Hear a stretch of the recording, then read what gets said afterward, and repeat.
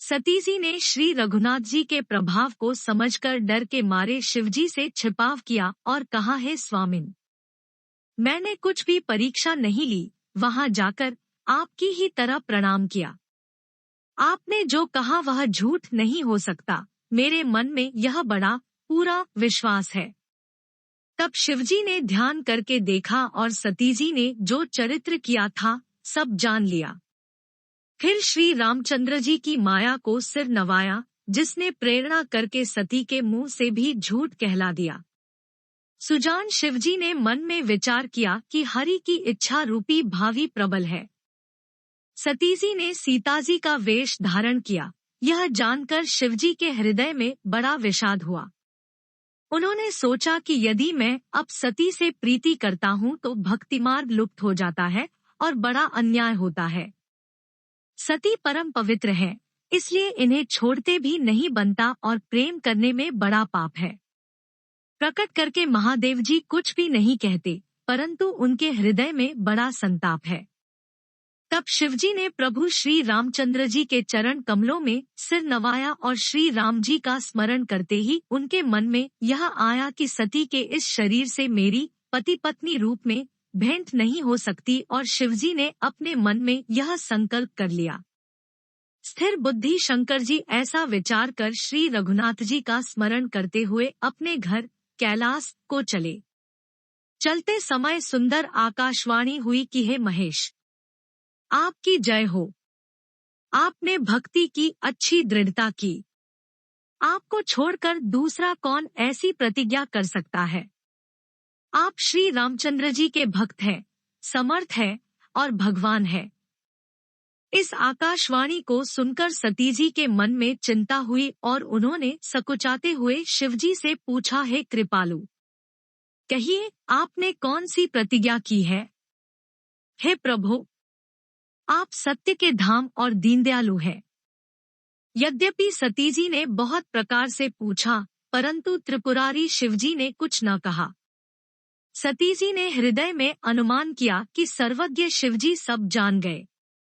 मैंने शिवजी से कपट किया। स्त्री स्वभाव से ही मूर्ख और बेसमझ होती है। प्रीति की सुंदर रीति देखिए कि जल भी दूध के साथ मिलकर दूध के समान भाव बिकता है, परंतु फिर कपट रूपी खटाई पड़ते ही पानी अलग हो जाता है, दूध फट जाता है और स्वाद प्रेम जाता रहता है। अपनी करनी को याद करके सती जी के हृदय में इतना सोच है और इतनी अपार चिंता है कि जिसका वर्णन नहीं किया जा सकता। उन्होंने समझ लिया कि शिवजी कृपा के परम अथाह सागर है। इससे प्रकट में उन्होंने मेरा अपराध नहीं कहा। शिवजी का रुख देखकर सती जी ने जान लिया कि स्वामी ने मेरा त्याग कर दिया और वे हृदय में व्याकुल हो उठीं। अपना पाप समझकर कुछ कहते नहीं बनता, परंतु हृदय भीतर ही भीतर कुम्हार के आवे के समान अत्यंत जलने लगा। वृषकेतु शिवजी ने सती को चिंतायुक्त जानकर उन्हें सुख देने के लिए सुंदर कथाएं कही। इस प्रकार मार्ग में विविध प्रकार के इतिहासों को कहते हुए विश्वनाथ कैलाश जा पहुँचे। वहां फिर शिवजी अपनी प्रतिज्ञा को याद करके बढ़ के पेड़ के नीचे पद्मासन लगाकर बैठ गए।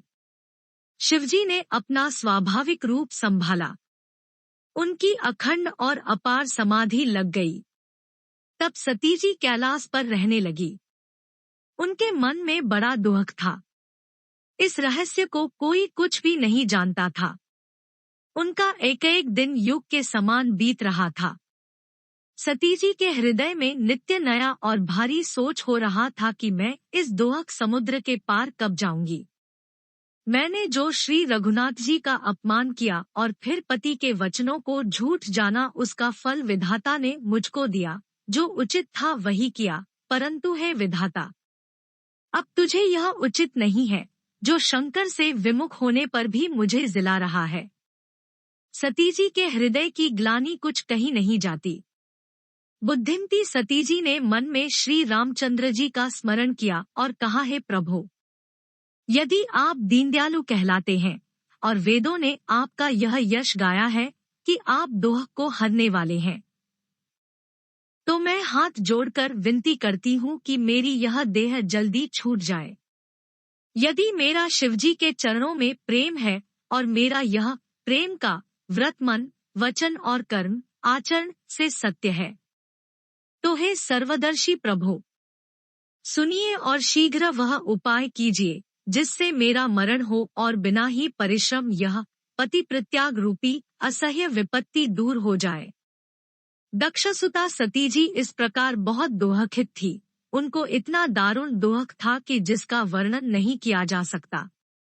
87,000 वर्ष बीत जाने पर अविनाशी शिवजी ने समाधि खोली। शिवजी राम नाम का स्मरण करने लगे। तब सती जी ने जाना कि अब जगत के स्वामी शिवजी जागे। उन्होंने जाकर शिवजी के चरणों में प्रणाम किया। शिवजी ने उनको बैठने के लिए सामने आसन दिया। शिवजी भगवान हरि की रसमयी कथाएं कहने लगे। उसी समय दक्ष प्रजापति हुए। ब्रह्मा जी ने सब प्रकार से योग्य देख समझकर दक्ष को प्रजापतियों का नायक बना दिया। जब दक्ष ने इतना बड़ा अधिकार पाया, तब उनके हृदय में अत्यंत अभिमान आ गया। जगत में ऐसा कोई नहीं पैदा हुआ जिसको प्रभुता पाकर मद न हो।